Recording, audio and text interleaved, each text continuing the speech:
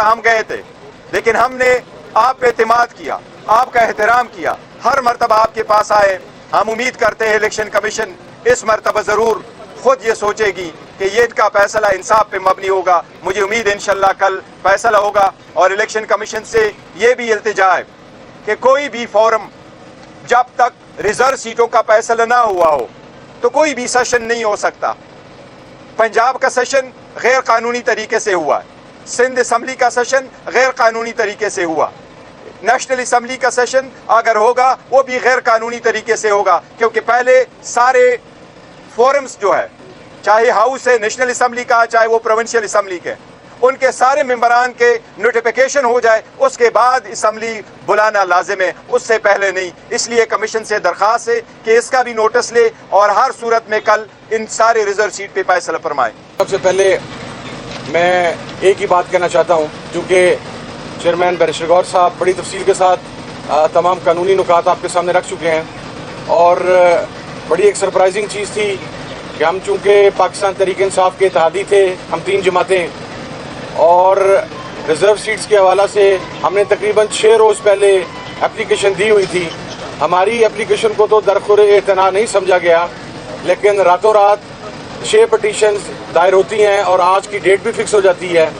تو میرا خیال ہے کہ ہوپ اگینسٹ دا ہوپ، ہم یہ امید کرتے ہیں کہ الیکشن کمیشن آف پاکستان اس مرتبہ کم از کم حقائق کے مطابق، آئین کے مطابق اور قانون کے مطابق فیصلہ کرے گا۔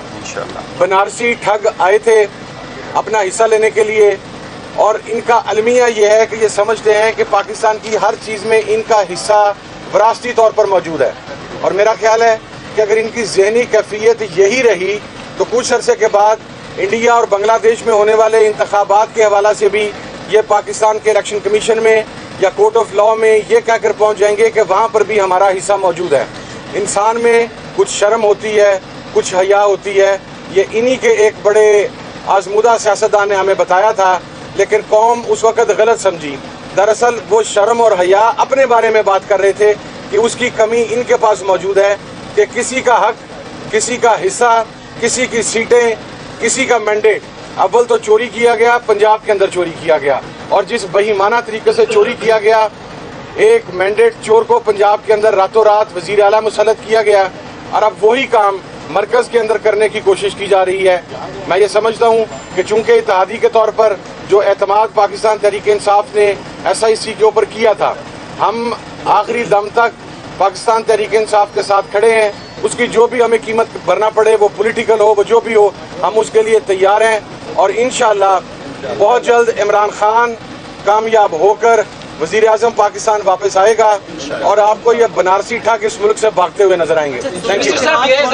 نشان پہ الیکشن نہیں لڑی، نہ ہی جیتی ہے، تو پھر آپ کیسے ریزرو سیٹس کی ڈیمانڈ کر رہے ہیں؟ دیکھیں، میں آپ کو وہ لیگل ایشو ہے، دیکھیں قانون کے مطابق یہی لکھا ہوا، آئین میں لکھا ہوا ہے، اور اس طرح ایکٹ میں لکھا ہوا، رولز میں لکھا ہوا ہے کہ پولیٹیکل پارٹی، پارلیمنٹری پارٹی نہیں، پولیٹیکل پارٹی، اگر میں الیکشن جیت کر کے آتا ہوں اور پارلیمان میں 2-3 پارٹی موجود ہیں جس سے میرا نظریہ نہیں بڑھتا، تو یہ میرے رائٹ کی وائلیشن ہوگی کہ آپ مجھے فورس کریں گے ان پارٹیوں میں چلے جاؤ ورنہ آپ آزاد رہو۔ یہ میرا آرٹیکل 17 کا بھی بنیادی حق ہے، اور یہ میرے ایز اے پولیٹیکل ورکر بھی حق ہے، میں جس پارٹی کو چاہوں جوائن کروں۔ اس لیے لا میں یہ قطعاً نہیں ہے، اس بھی ججمنٹس موجود ہیں، وہ پولیٹیکل پارٹی ہے، کوئی بھی پولیٹیکل پارٹی آپ جوائن کر سکتے ہیں، اور انشاءاللہ تعالیٰ اس کے مطابق فیصلہ ہوگا۔ آپ کی درخواست کے خلاف جو راتوں رات انہوں نے باقی درخواستیں قبول کی ہے، تو اس سے تو یہی تاثر لگتا ہے کہ آپ کو جو ریزرو سیٹ وقت سے یہ نہیں دے دیں۔ نہیں، انشاءاللہ تعالیٰ یہ نہیں، وہ الیکشن کمیشن نے درخواستیں ساری سننی ہے، جس طریقے سے انہوں نے کہا کہ باقی پولیٹیکل پارٹیز یہ تو گراؤنڈ پہ بھی ہار چکے تھے، یہ جنرل سیٹیں بھی ہار چکے ہیں، یہ ریزرو سیٹوں کے پیچھے آئے ہیں، یہ کوئی مالی غنیمت نہیں ہے، انشاءاللہ تعالیٰ اس مرتبہ ان کو یہ نہیں ملنی۔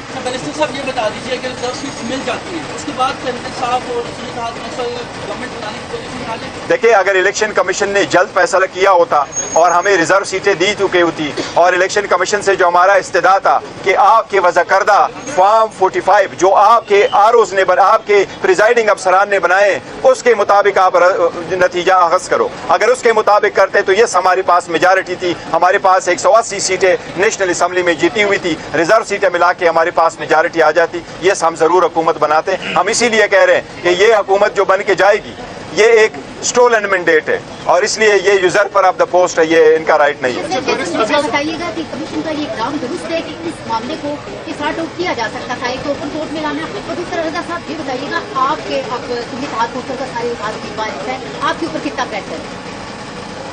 प्रेशर इस हवाले से जितना भी हो, प्रेशर मर्द फेस करते हैं और मैदान का जो खिलाड़ी है उसने प्रेशर ही फेस करना होता है। ये चीज़ें मैटर नहीं करती, मैं समझता हूँ। कुछ लोग ऐसे होते हैं जिनके लिए प्रेशर और ये चीज़ें सानवी हैसियत रखती हैं, वो प्रिंसिपल स्टैंड के ऊपर खड़े होते हैं। हम ऑल आउट इमरान खान साहब के साथ खड़े रहे हैं और I just want to make it clear कि मैं और मेरी party till last moment Imran Khan के साथ खड़े हैं। हम पीछे नहीं होंगे इंशाल्लाह। थैंक यू जी, मेहरबानी। ये सारा इशू जो है क्या सदारती इंतखाबात, ये हो सकता है कि सरहद पर लटका दें आप, अगर लटकता है तो इसका क्या फायदा होगा? नहीं, लटकेगा नहीं। देखो, इसका बहुत बड़ा इम्पैक्ट है। ये सीटें चाहिए होती है आपको, इवन स्पीकर, डिप्टी स्पीकर के इलेक्शन में, सेनेट के इलेक्शन में, प्रेसिडेंशियल इलेक्शन आ रहा है 9 तारीख के, उससे। लेकिन हमें ये उम्मीद ज़रूर है कि इन सीटों का फैसला भी जल्दी हो जाएगा। जिस तरह उन्होंने क्वेश्चन किया, नेक्स्ट फेज इसका ये होगा कि इलेक्शन कमीशन इसके लिए शेड्यूल अनाउंस करेगा। जो रिजर्व सीटों पर हमारे कैंडिडेट्स आएंगे उनका नॉमिनेशन पेपर होगा। हम वो भी इस्तदा करते हैं इलेक्शन कमीशन से कि वो जल्द से जल्द हो, ताकि 1 हफ्ते के अंदर अंदर हमारी सीटें वापस आ जाए।